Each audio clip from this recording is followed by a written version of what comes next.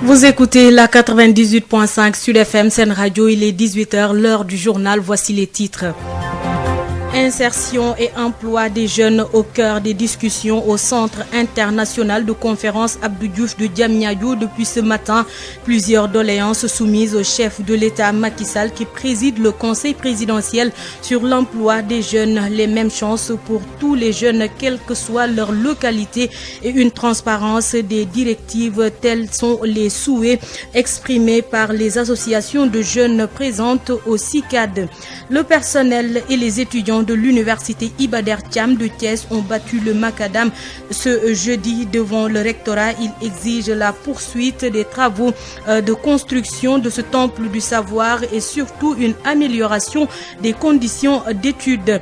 Large fenêtre sur la journée de la terre célébrée ce jeudi entre litiges fonciers et accaparement des terres par les investisseurs au détriment des populations. Le mal est profond, parfois source de conflits et de pertes en vies humaines. Nous ferons le tour du pays sur cette problématique. Plus de tolérance pour tout agent de santé qui refuse de servir à l'intérieur du pays. De lourdes sanctions sont prévues par les autorités qui se veulent catégoriques. Covid-19, 65 nouvelles infections et un décès enregistré par le ministère de la Santé. La tendance baissière se maintient et seuls 158 patients sont encore sous traitement. L'actualité internationale et la page des sports vont compléter ce 18h, mise en onde par Hassan Thioune. Bienvenue à toutes et à tous. Josette Kali. Qui vous dit bonsoir. Diamniadio abrite depuis ce matin le conseil présidentiel pour l'insertion et l'emploi des jeunes. Le manque de formation, de financement et les problèmes liés à l'accès à la terre, entre autres préoccupations soulevées par les associations de jeunes présentes au CICAD. Bonsoir Babacar Samb. Bonsoir Josette Kali. Qu'est-ce qu'on peut retenir dans l'après-midi? Voilà, il faut retenir que les discussions se poursuivent ici à Diamniadio. Le ministre Amadou Hott a eu à présenter le programme d'urgence socio-économique des jeunes avec un portefeuille de 14 projets pour 446 milliards qui vont être générés avec qui vont générer avec les partenaires techniques et financiers.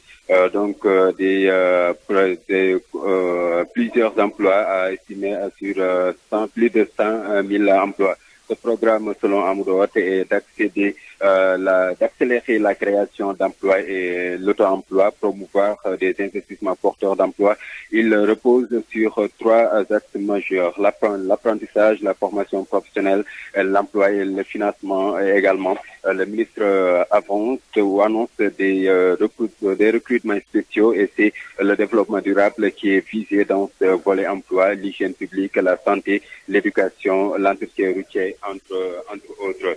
15 000 emplois attendus avec l'appui du secteur privé. L'autre volet concerne la formation et l'apprentissage. 33 jeunes seront formés dans l'apprentissage et 40 000 jeunes dans les secteurs porteurs d'emploi. Concernant le financement, 116 milliards prévus pour le développement des nanocrédits et appui au secteur porteur d'emploi et autres métiers également. Concernant l'artisanat aussi, le gouvernement, à travers ce programme d'urgence, a prévu de restaurer le port de tenue à l'école avec une subvention de 10 milliards de francs CFA et la contribution des collectivités territoriales est également souhaitée pour la mise en œuvre de ce programme et cette ambition également du gouvernement du Sénégal. Pour la mise en œuvre de ce programme, le ministre Amadou Hott rassure un ciblage équitable sera fait, un contrat de performance sera signé également avec toutes les structures exerçant dans ce programme. Un pilotage permanent sera fait pour assurer l'efficacité également du programme. Les partenaires techniques et financiers, par la voix de Sylvia Danelou, c'est la représentante permanente de l'UNICEF ici au Sénégal.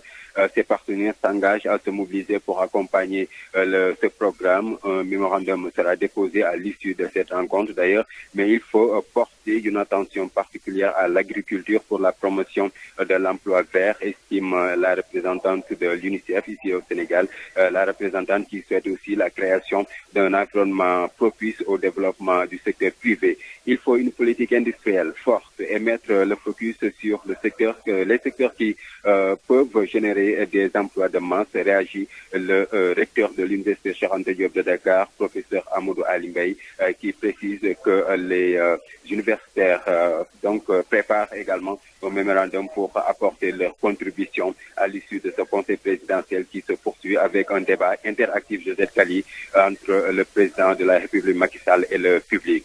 Merci beaucoup Babacar Samb qui était en direct depuis le centre de conférence Abdou Diouf de Diamniadio. Il revenait sur le programme qui est lié au conseil présidentiel que dirige le chef de l'État depuis ce matin. Il a parlé du ministre Amadou Hott qui rassure quant à l'efficacité de ce programme qui sera surtout basé sur l'apprentissage, la formation, l'éducation, entre autres. Sitting devant le rectorat de l'université Iba Der Thiam des étudiants et personnels de Thiès. Il exige la reprise des chantiers à l'arrêt et de meilleures conditions de travail. Les étudiants marchent demain de Thiès à Diamniadio. Babacar Ndao. La mobilisation ne fléchit pas à l'université Iba Der Thiam de Thiès. Toute la communauté, soudée comme un seul homme, en sitting ce matin devant le rectorat, exige plus que jamais l'achèvement des chantiers pédagogiques et sociaux. Si vous passez devant cette université, vous ne le reconnaîtrez pas parce qu'il n'y a pas de mur de clôture qui vous témoigne qu'on a une université. Si vous venez au niveau de cette université, vous ne trouverez pas des salles de classe qui ont des capacités pour contenir des élèves de lycée, je parle, des élèves de lycée, pas des étudiants.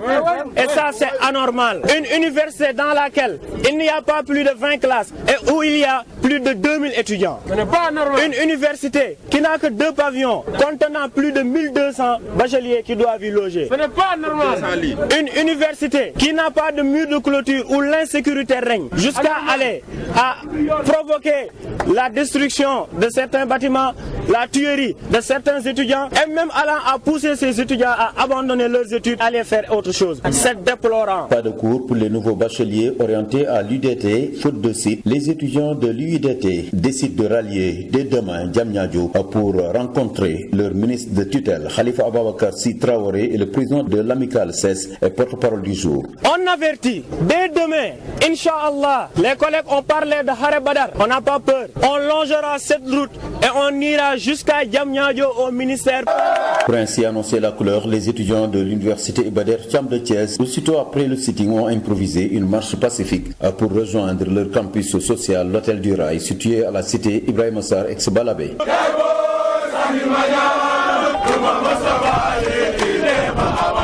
Babacar Ndao, Thiès sur FM. Babacar Ndao, comme je vous le disais dans les titres, restaurer notre terre, c'est le thème de la journée de la terre célébrée ce 22 avril. L'UNESCO met l'accent sur la protection des écosystèmes de la planète et précise que nous avons tous besoin d'une terre saine pour assurer nos emplois, nos moyens de subsistance, notre survie. Au Sénégal, la subsistance et la survie sont justement hypothéquées par les nombreux et récurrents conflits fonciers qui minent le pays. Dans la région de Saint-Louis, des centaines de terres cultivables ont été accaparées par des investisseurs étrangers et autres agro-industriels. 20 000 hectares cédés à Mbane, 20 000 hectares à Fanaï.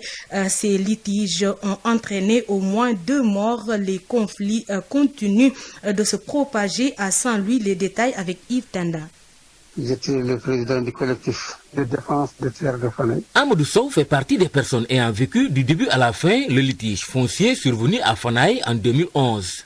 Pour le conseiller rural d'alors, tout est parti de l'entêtement jadis du président du conseil rural à vouloir affecter 20 000 hectares à des investisseurs étrangers et ce malgré le refus catégorique des populations. On a été pris au dépourvu, il y avait un conseil rural et le président du conseil avait présenté avec une délégation de soi-disant italo-israéliens qui était venu présent lors d'un conseil rural et nous a annoncé qu'il voulait affecter 20 000 hectares pour en tout cas la culture de tournesol.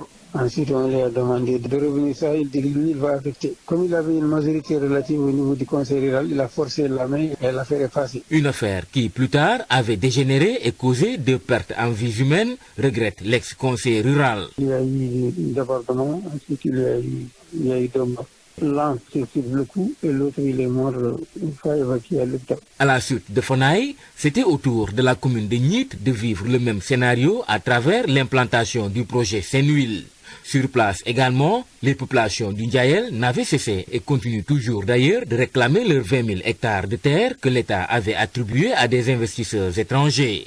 S'en est suivi par la suite une série de litiges fonciers notés par-ci par-là, ici à Saint-Louis, notamment à Ross-Béthio, où des attributions de parcelles ont récemment soulevé l'ire des populations de la localité de Gadegue, Santhiaba, mais aussi ici à Ngalel-Bango, dans la commune de Saint-Louis, où plusieurs maisons avaient été démolies en octobre 2019 sur instruction des autorités administratives et locales, car ayant occupé le domaine national. Toutefois, le plus vieux litige foncier noté dans la région reste celui survenu entre 2006 et 2009 à Mbane, où le conseil rural d'alors avait attribué de manière abusive plus de la superficie du périmètre communal. Saint-Louis, Yves Tendeng, Sud FM. Dans le département de Tivaouane, au moins 30 hectares sont occupés par les concessions minières dans une zone pourtant agricole. Les pertes de subsistance entraînent toujours la résistance. Les précisions avec Babacar Sow. Conflit foncier dans le département de Tivaouane. Sur les 3121 km² que compte le dit département, plus de 30 hectares sont occupés par les concessions minières. Tivaouane étant une zone agricole maraîchère, les conflits ne manquent pas dans cette localité, surtout dans les zones les plus touchées qui sont Darou Khoudoss, Taïba Ndiaye, Mboro et Mewane. Une situation source de perte d'emploi, de subsistance, ce qui cause souvent les récurrents conflits entre entreprises et communautés dépossédées à vie de leurs terres à l'absence de régime juridique avec compensation dérisoire. Dans plusieurs zones à Tivaouane, les indemnisations sont appliquées avec des barèmes obsolètes. À Taïba Ndiaye aussi. Récemment, And Tahaou Tchalé, un mouvement de jeunes en sit-in, réclamait la libération de l'assiette foncière pour la construction d'habitats, soutenant qu'ils avaient déjà payé les frais de bornage. À Moro-Benon, les populations s'étaient également soulevées pour la déclassification de la forêt afin de leur permettre d'avoir des parcelles à usage d'habitation. Dans d'autres pays, les conflits sont souvent liés au tribalisme, guerre civile, terrorisme, etc. Mais ici au Sénégal, et particulièrement dans le département de Tivaouane, la problématique du foncier risque d'être une bombe à retardement, d'où l'urgence d'évoquer la loi de 1964 sur le domaine national devenue aujourd'hui obsolète et la nécessité de traduire les conclusions de la CNRF, Commission nationale de la réforme foncière dirigée par le regretté professeur Moustapha Souran, qui dorme toujours dans les tiroirs en une loi. Tivaouane, Babacar Sow pour Sud FM. Non loin de là, à Mbour, le boom immobilier, les promoteurs et étrangers donnent de la valeur aux terres du département. Des conflits fonciers se multiplient et occupent les audiences du tribunal. Mais c'est le problème survenu à Ndingler qui a le plus suscité l'indignation. Moustapha Sall. Les litiges fonciers font partie du quotidien des Mbourois. Le département de Mbour vit de plein fouet le boom immobilier. Beaucoup d'étrangers, promoteurs et hommes d'affaires investissent la zone. Difficile d'assister à une audience au tribunal sans voir dans le rôle une affaire de terre. Les maires du commune du département sont pour la plupart indexés. L'exemple du maire de Mbour est patent. Condamné par le tribunal de grande instance de Mbour à 3 mois de prison au mois de mai 2020. El Hadji Fall Sylla a été reconnu coupable d'avoir octroyé un espace réputé public à une entreprise pour la construction d'un centre commercial sans délibération municipale. Le dossier est toujours en appel. À Saly Portudal, le premier magistrat a été englué dans des affaires foncières. Dernièrement, c'est la grogne à Nguéniène. À l'origine, le ministre de l'Énergie était au cœur d'un litige foncier de 10 hectares. Dans la commune de Sindia, le tronçon brûle entre le maire et ses administrés. Ces derniers accusent Thierno Diagne sur 2000 hectares de leur terre. Regroupées autour d'un collectif, And Ar Commune Sindia, ces populations fustigent l'attitude des membres de l'équipe municipale qui attribuent des terres à des investisseurs étrangers. On rappelle que le litige foncier le plus médiatisé du Sénégal s'est déroulé dans cette commune. C'était l'affaire Ndingler. Les paysans de cette localité située à Ndiaganiao dénonçaient l'accaparement par un groupe agroalimentaire. L'entreprise avait acquis un titre foncier sur 225 hectares dans la commune de Sindia. À Malicounda, il n'y a même pas une semaine, un collectif dénommé Galawar. Parmi leurs griefs, les membres exigent un audit de la gestion du foncier de leur commune. Ils ont accusé le maire d'offrir des terrains à tour de bras. À Guéhokh, pas plus tard qu'hier, un privé et la mairie sont à couteau tiré à cause d'un terrain. Presque toutes les communes du département de Mbour sont touchées par le problème du foncier, ce qui constitue une véritable bombe à retardement dans le département. Moustapha Salembourg, Sud FM. Direction le sud du pays, en Casamance, l'occupation de la terre à usage multiforme divise les hommes et les collectivités territoriales. Certaines victimes et déplacés du conflit armé peinent à retrouver leur foyer d'origine. Par endroits, la juxtaposition du droit coutumier sur le droit réel sème la confusion. À cela s'ajoute la boulimie foncière des tenants du pouvoir local. Pendant ce temps, la femme victime d'ostrisme traditionnel est écartée du legs sur la possession de la terre. Moussa Dramé. Les conflits liés à l'accès à la terre sont certes aussi vieux et anciens que la terre elle-même. Un coup d'œil dans le rétroviseur de l'histoire récente des régions sud du pays renseigne que le conflit indépendantiste en Casamance est né, dit-on, en partie des injustices et frustrations consécutives à une distribution des terres jugées inégales par des gens qui occupaient déjà ces portions de terre. Ce conflit a entraîné un bilan incommensurable de dégâts avec à la clé des flux massifs de réfugiés vers la Guinée-Bissau et la Gambie voisine. Mais avec le retour progressif de la paix en Casamance, crédité par la volonté manifeste des indépendantistes à déposer les armes, et l'État du Sénégal a renoué le fil du dialogue et engagé des investissements massifs en Casamance, ces déplacés reprennent le chemin inverse pour retrouver leur foyer d'origine. Nombreux sont ceux qui trouvent leur site occupé, y compris leurs parcelles à usage d'exploitation agricole. C'est le cas dans plusieurs villages de l'extrême sud comme à Bissine, Saliot, Bindaba, Sengherdiola, Bafata, jusque dans les périphéries de la commune de Goudam, en plein cœur du Balantakunda. Aussi importe-t-il de relever que la territorialisation des politiques publiques, avec notamment l'érection de Sédhiou en collectivité régionale, a sorti d'un nouveau plan de découpage administratif, a redonné plus de valeur à la terre. Entre opérations de lotissement et volonté réelle de valorisation des territoires, c'est un vaste boulevard de boulimie foncière, de surenchère et d'instruments de politisation des tenants du pouvoir. À Goudomp, le conflit entre les planteurs d'anacarde et l'ancienne équipe municipale a fini sur le bureau du procureur de la République de Kolda, tout comme les opérations de lotissement de Madina Wandifa à l'origine d'une bataille ouverte et fratricide entre les habitants de même sang et de même rang. Par ailleurs, mais dans ce même registre, des pratiques nébuleuses entretenues par certaines institutions de la place sèment la confusion et ont pour nom attribution multiple de parcelles, système de quotas, entre autres, qui font que des terrains nus meublent encore le décor de la vieille ville de Sédhiou et son hinterland. À cela s'ajoute par endroits une juxtaposition du droit coutumier sur le droit réel, d'où l'urgence d'un inventaire du domaine national, public et privé suivant la législation en vigueur. Sur un autre chapitre, l'approche genre en prend un sacré cours car jusque-là et dans certains milieux conservateurs, la femme n'a toujours pas droit à un lopin de terre au motif qu'elle est appelée à se marier au-delà de son cercle familial. La racine du mal est bien profonde et il va falloir la prendre à bras le corps pour installer définitivement la paix et la stabilité dans les foyers respectifs. Moussa Dramé, Sédhiou, Sud FM. Selon le docteur Cheikh Oumar Ba, directeur exécutif de l'IPAR, il faut réformer la loi sur le domaine national qui régit l'essentiel des terres du Sénégal. Il faut des territoires compétitifs et viables prévus par l'acte 3 de la décentralisation. Plusieurs recommandations sont formulées par l'IPAR. Docteur Cheikh Oumar Ba, directeur exécutif de l'IPAR, est joint par Aïssatou Gueiba. Comment vous avez pu acquérir cette maison? Parce qu'on sait aujourd'hui, étant donné que dans la loi, il y a aussi un certain nombre d'insuffisants qui font que certains qui connaissent la loi essaient d'utiliser ces failles juridiques pour effectivement s'installer et justement, même comme on dit en milieu rural, maintenant que vous mettez sur les terres de quelqu'un qui vous prête juste pour une saison, et à un moment, vous considérez que vous êtes suffisamment installé et que bon, vous allez au niveau de la commune et mettre les papiers en votre nom, etc. Donc je crois que c'est aussi d'autres types de conflits, alors qu'il y avait des plaies qui étaient reconnues entre les populations et ça tournait de façon effectivement...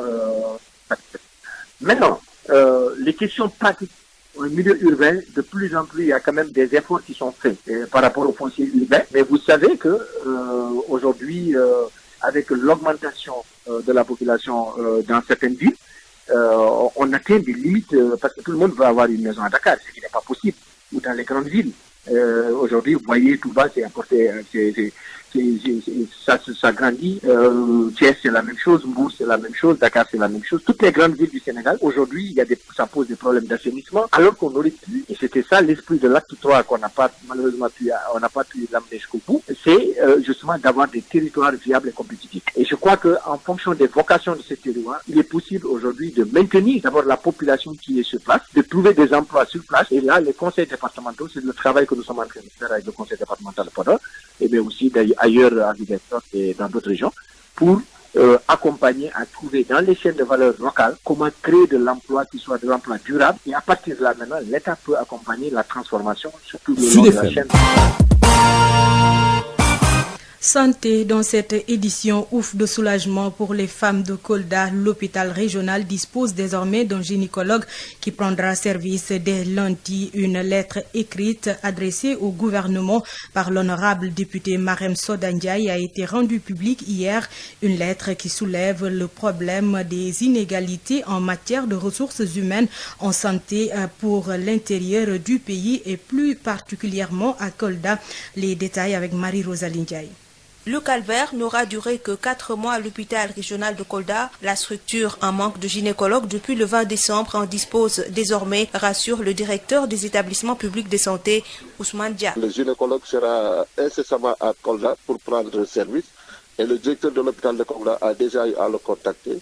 Au plus tard lundi, un véhicule sera dépêché pour le chercher et ainsi permettre qu'il soit sur place et assurer le service en matière de gynécologie pour soulager quand même Ziguinchor, mais aussi soulager toutes les populations de la région de Kolda. La décision est tombée quelques heures après la publication d'une lettre écrite au gouvernement sur la problématique par l'honorable député Marem Soda Ndiaye. Depuis dès qu'on m'a signalé l'absence de gynécologue depuis décembre à l'hôpital régional de Kolda et que j'ai pris sur moi-même le soin d'écrire une question écrite adressée au président de l'Assemblée et pour qu'il le transmette au gouvernement.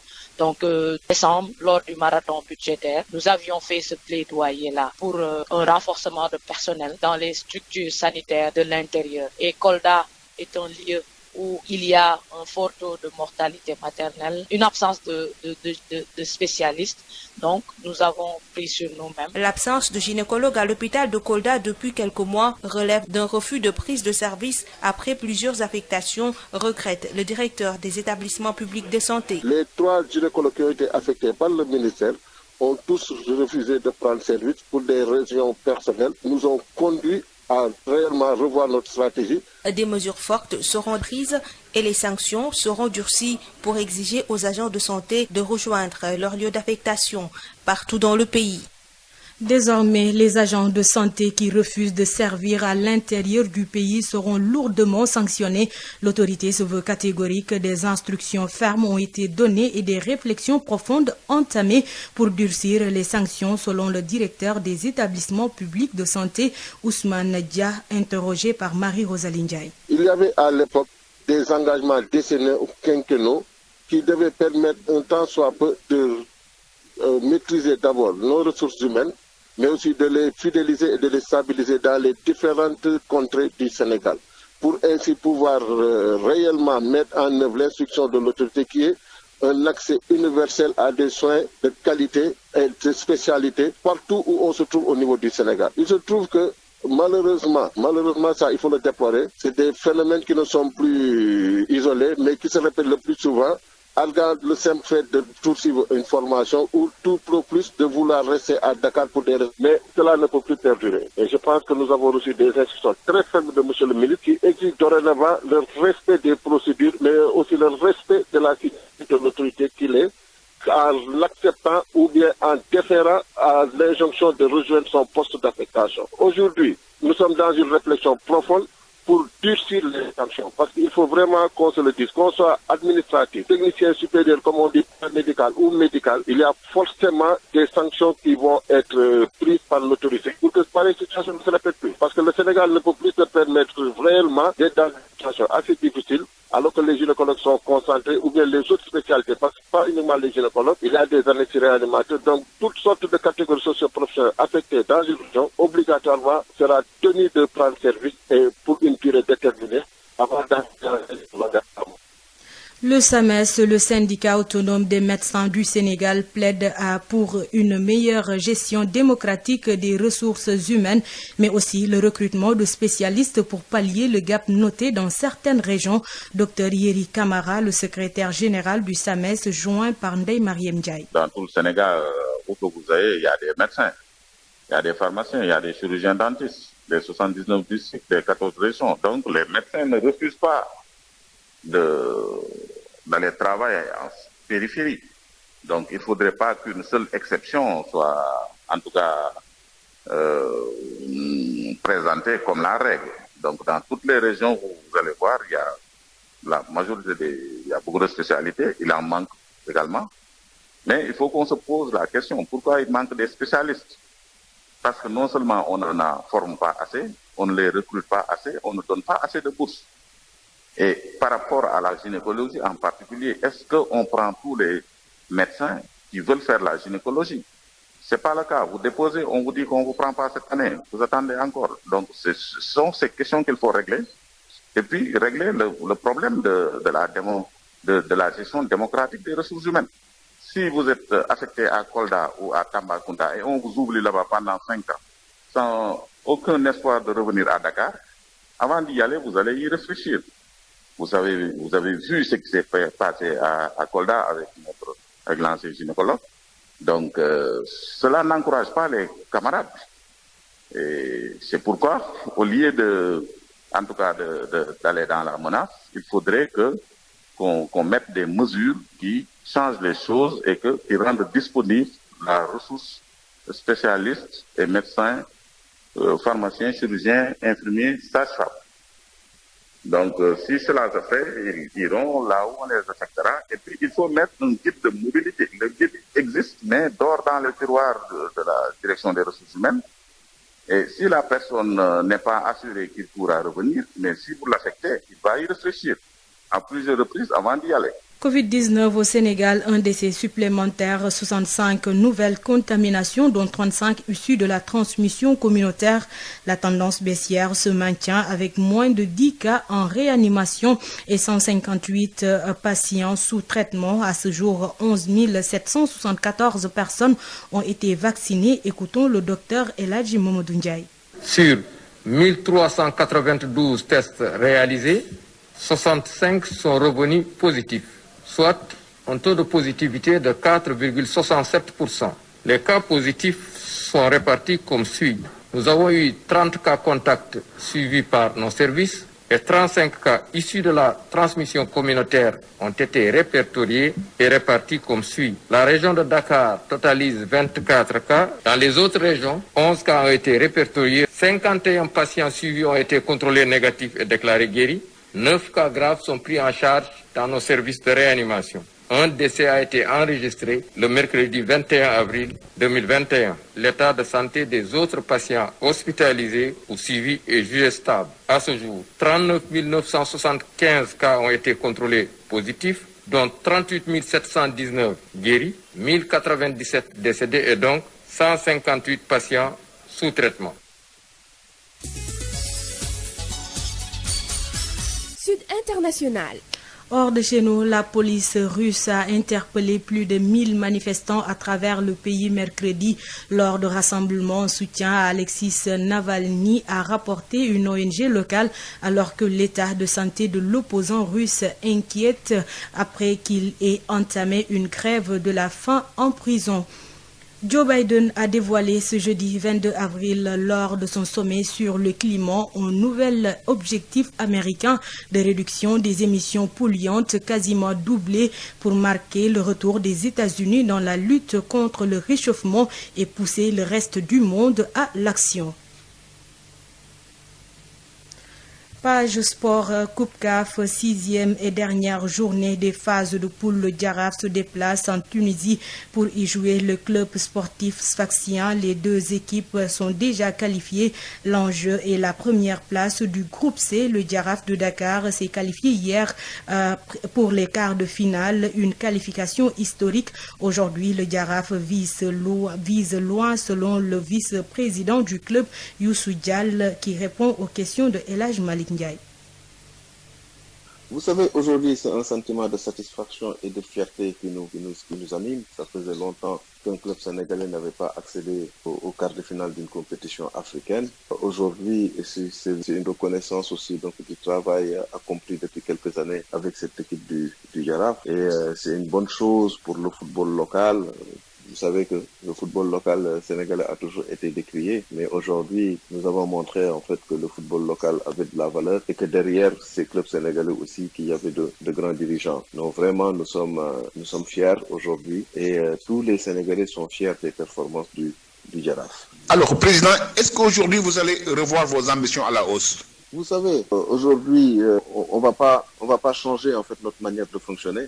Tout au début de la compétition, nous avions toujours dit que nous allons dans cette compétition avec ambition et humilité. Avec ambition parce que nous représentons un pays de football. Le Sénégal est la première nation africaine avec le classement FIFA. Mais aujourd'hui aussi, il faut y aller avec humilité parce que dans cette compétition, on rencontre de grandes équipes, des équipes qui ont déjà gagné plusieurs fois cette compétition et des équipes qui ont en fait des moyens financiers donc énormes. Mais heureusement, en football, c'est pas toujours l'équipe la plus lotie financièrement qui passe.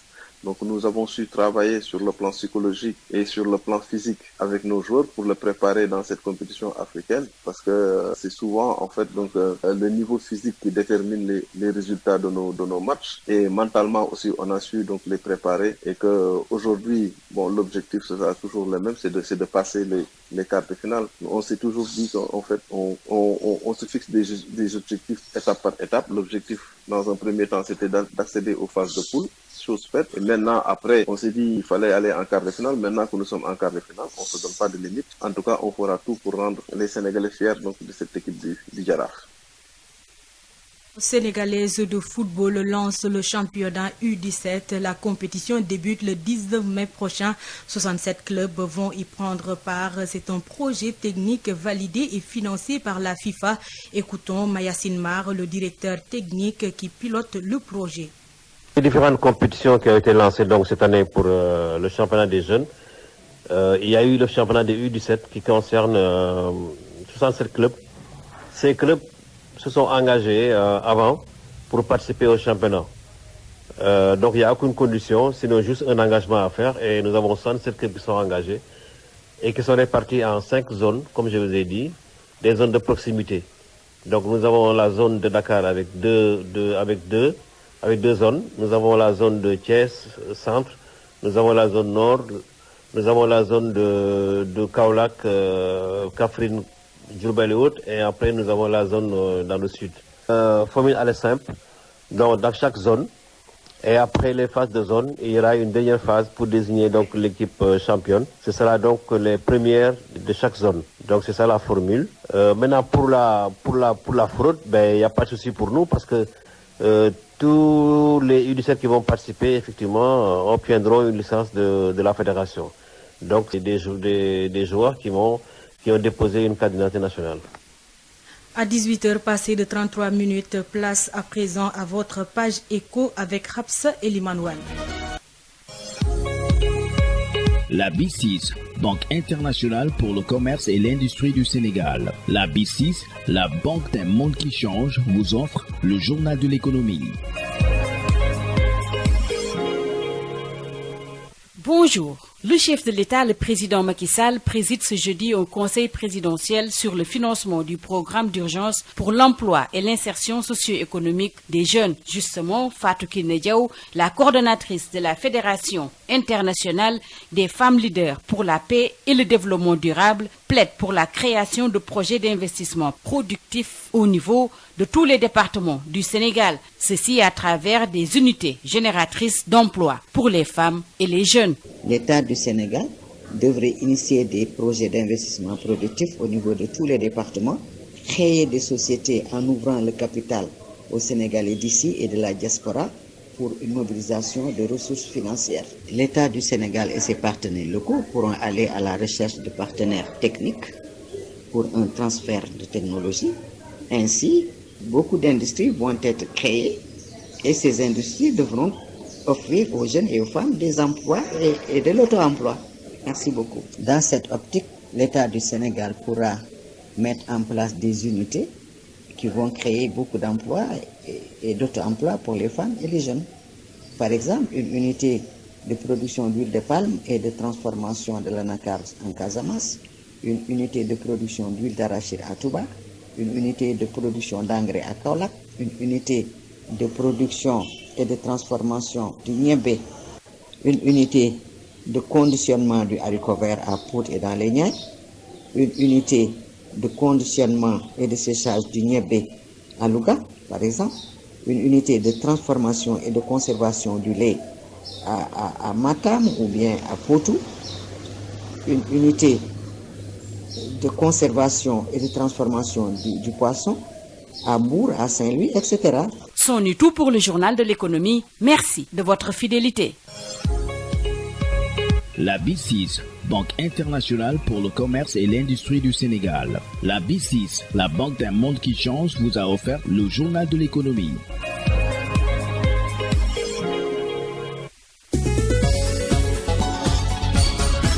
Josette Kali. C'est la fin de l'actualité d'ici et d'ailleurs tout de suite le rappel des grandes lignes. L'insertion et l'emploi des jeunes au cœur des discussions au Centre international de conférence Abdou Diouf de Diamniadio depuis ce matin. Plusieurs doléances soumises au chef de l'État Macky Sall qui préside le Conseil présidentiel sur l'emploi des jeunes. Les mêmes chances pour tous les jeunes, quelle que soit leur localité, et une transparence des directives, tels sont les souhaits exprimés par les associations de jeunes présentes au CICAD. Le personnel et les étudiants de l'Université Iba Der Thiam de Thiès ont battu le macadam ce matin. Devant le rectorat, ils exigent la poursuite des travaux de construction de ce temple du savoir et surtout une amélioration des conditions d'études. Large fenêtre sur la journée de la terre célébrée ce jeudi entre litiges fonciers et accaparement des terres au détriment par les investisseurs au détriment des populations. Le mal est profond, parfois source de conflits et de pertes en vues humaines. Nous avons fait le tour du pays sur cette problématique. Plus de tolérance pour tout agent de santé qui refuse de servir à l'intérieur du pays. De lourdes sanctions sont prévues par les autorités sanitaires qui se veulent catégoriques. Covid-19, 65 nouvelles infections ont décès enregistrées par le ministère de la Santé et de l'Action sociale. La tendance baissière se maintient et seuls 158 patients sont encore sous traitement. L'actualité internationale et la page des sports ont complété ces 18h mise en onde par Hassan Thioune. Excellente suite des programmes sur la 98.5. Place à présent à Sud Nutrition avec Marie-Rosalie Ndiaye et le docteur Bintou Chersek.